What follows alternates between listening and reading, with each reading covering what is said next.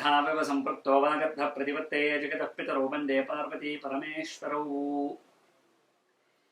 ఈ సంవత్సరం అంటే క్రోధినామ సంవత్సరం సింహరాశి వాళ్ళకి గురుడు మే 1వ తారీఖు తర్వాత మేషరాశి నుంచి వృషభ రాశిలోకి ప్రవేశిస్తూ ఉన్నాడు. దానివల్ల కలిగేటువంటి కష్ట నష్టాలు లాభ నష్టాలు ఏంటి అనేటువంటిది ఒకసారి చూసుకున్నట్లయితే సింహరాశి వారికి ప్రధానంగా నిరుద్యోగులకు ఉద్యోగ సమస్య తీరబోతోంది. అనేక రకాలైనటువంటి కష్టాలు తీరబోతూ ఉన్నాయి. అనాలోచితంగా చేసినటువంటి పనుల్ని మళ్ళీ రీట్రై చేసి అంటే ప్రత్యేకించి మళ్ళీ ప్రయత్నం చేసి అన్నిటినీ కూడా పొందగలుగుతారు. కాకపోతే లాభాన్ని ఆశించే పని చేయకండి. మీరు మీ పని చేసుకుంటూ వెళ్ళిపోవడానికి ప్రయత్నం చేయండి.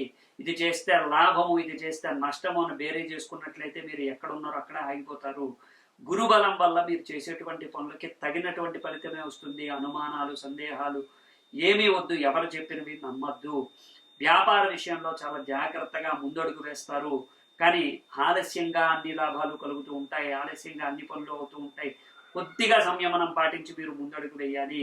అలాగే విద్యార్థులు ఏదైనా విదేశాలకు వెళ్ళాలని అనుకుంటున్నటువంటి వాళ్ళు అప్లై చేసినటువంటి 1-2 సార్లు రిజెక్ట్ అయినా ఈ సంవత్సరం ఖచ్చితంగా విదేశాలకు వెళ్ళడం గ్యారెంటీ.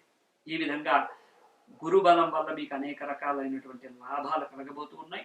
ప్రత్యేకంగా ఇప్పుడు మీరు తీసుకోవాల్సినటువంటి జాగ్రత్త ఏంటంటే నిరుద్యోగులు చాలా పకడ్బందీగా మీరు కనుక ఒక ఇంటర్వ్యూకి వెళ్ళినట్లయితే లేదా ఒక సమస్య గురించి ప్రయత్నించినట్లయితే అది తప్పకుండా మీకు కలిసి వస్తుంది. మీలో ఉన్నటువంటి ఆత్మస్థైర్యం పెరుగుతుంది. ఏ విధంగా చూసుకున్నా కానీ మీలో ఒక ఆనందకరమైనటువంటి ఒక అద్భుతమైనటువంటి ఒక ఆనందకరమైనటువంటి అద్భుతమైనటువంటి యోగాలు కలగబోతూ ఉన్నాయి. కానీ అది గ్రాడ్యువల్గా స్లోగా మెల్లిగా కలగబోతూ ఉన్నాయి. ఈ సంవత్సరం చివరి వరకు కూడా వాటిని ప్రయత్నిస్తూ చివరిలో మీరు పొందినటువంటి ఫలితాలు ఆనందకరమైనటువంటి ఫలితాలుగా ఉండబోతూ ఉన్నాయి. అయితే స్త్రీలతో జాగ్రత్తగా ఉండాలి. ఎట్టి పరిస్థితుల్లో ఎవరికి మాట ఇవ్వకూడదు. ఈ 2 జాగ్రత్తగా గుర్తుపెట్టుకోండి. జాగ్రత్తగా గుర్తుపెట్టుకోవాల్సినటువంటి 2 విషయాల్ని కూడా మర్చిపోవద్దు. స్త్రీలతో జాగ్రత్తగా ఉండాలి. ఎవరికి పడితే వాళ్ళకి మాట ఇవ్వకండి. అనాలోచితంగా చేసేటువంటి పనుల వల్ల ఇబ్బందులు పడతారు. అప్పులు ఎవరికి ఇవ్వకండి.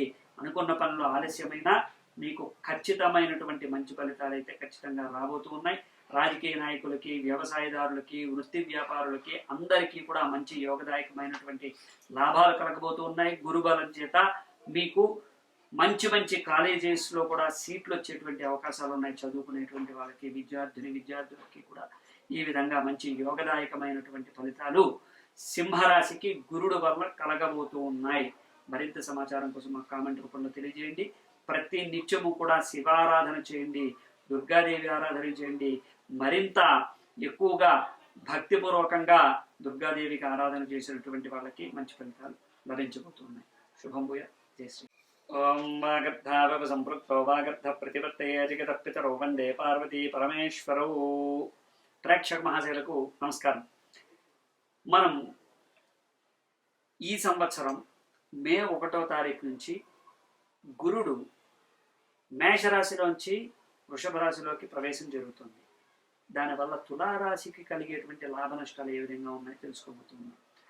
తులారాశికి సాధారణంగా చాలా బలం ఎక్కువ, అంటే సంకల్ప బలం ఎక్కువ. మానసికమైనటువంటి సంఘర్షణ నుంచి వాళ్ళు చేతల్లో ఆ సంకల్పాన్ని ప్రదర్శించి ఎక్కడా కూడా అరమరికలు లేకుండా తమ యొక్క బలహీనతల నుంచి బయటపడి వాళ్ళు ఒక అందమైన అద్భుతమైనటువంటి లైఫ్ని లీడ్ చేస్తూ ఉంటారు.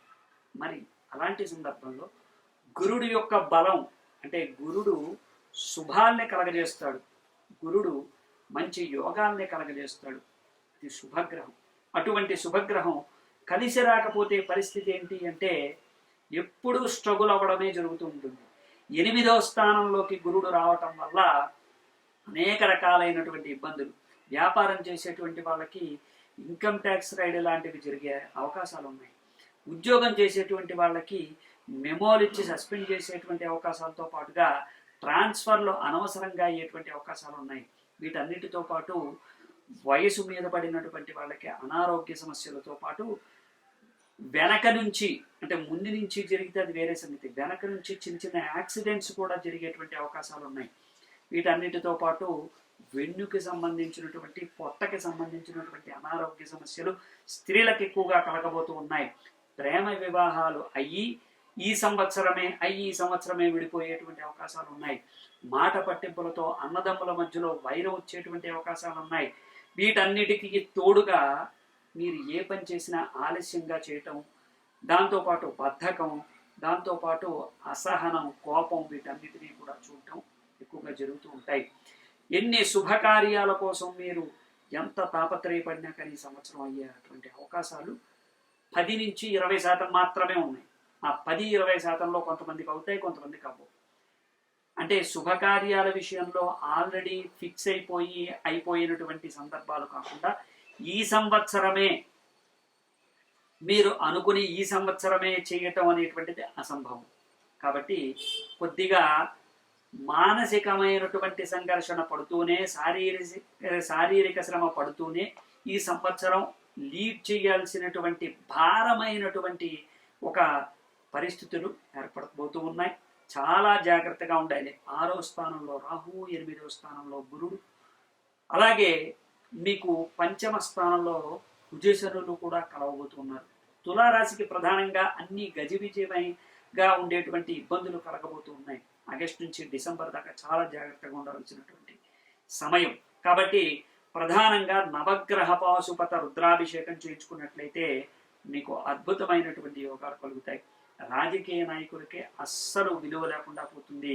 వీటన్నిటితో పాటు క్రీడారంగంలోనూ కళారంగంలోనూ ఉన్నటువంటి వాళ్ళకి యోగదాయకంగా ఉన్నప్పటికీ మధ్యస్థమైనటువంటి ఫలితాలు కలిగేటువంటి అవకాశాలు ఉన్నాయి. విద్యార్థులకి మంచి యోగాలే ఉన్నప్పటికీ ఈ సంవత్సరం మళ్ళీ కొత్త సంవత్సరంలో ప్రారంభించేటువంటి విద్యా సంవత్సరం అంతా కూడా కాస్త దృష్టి పెట్టి 100కి 200% దానిపైన, అంటే 10th క్లాస్ రాసేటువంటి వాళ్ళు, లేకపోతే ఐఐటి రాసేటువంటి వాళ్ళు, లేకపోతే ఎంసెట్ రాసేటువంటి విద్యార్థులు, లేకపోతే ఏదైనా స్పెషల్ కోర్స్ చేసేటువంటి విద్యార్థులు, ఐఏఎస్ లాంటి వాటికి ప్రిపేర్ అయ్యేటువంటి వాళ్ళు, తులారాశి వాళ్ళు చాలా జాగ్రత్తగా ఉండాలి. ప్రభుత్వ రంగంలో ఉద్యోగం కోసం ప్రయత్నించేటువంటి వాళ్ళకి పనులు అయితే అవుతాయి, కానీ ఎలాంటి ఇబ్బందులు లేకుండా అయితే సజావుగా సాగడం కష్టం. ఉద్యోగం అయితే వస్తుంది, కానీ వాటిలో మీరు పడినటువంటి కష్టము, స్ట్రగుల్స్కి సరైనటువంటి సమాధానం రావాలంటే కొంత టైం పడుతుంది. అప్పుల మీద అప్పులు చేయటం, మానసికమైనటువంటి ఆందోళనకి గురి కావటం, ఇలాంటివన్నీ కూడా ఎక్కువగా జరుగుతూ ఉంటాయి.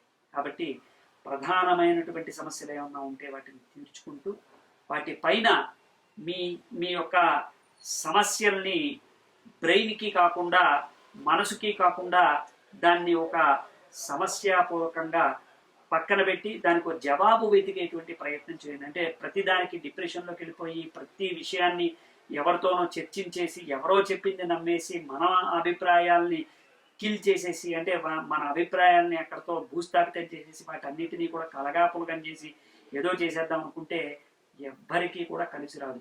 స్వాతి నక్షత్రానికి, చిత్తా నక్షత్రానికి ప్రధానంగా చెప్పబోయేది ఏంటంటే, మీరు ఏ పని చేసినా స్పష్టంగా చేయండి, బద్దగించకండి.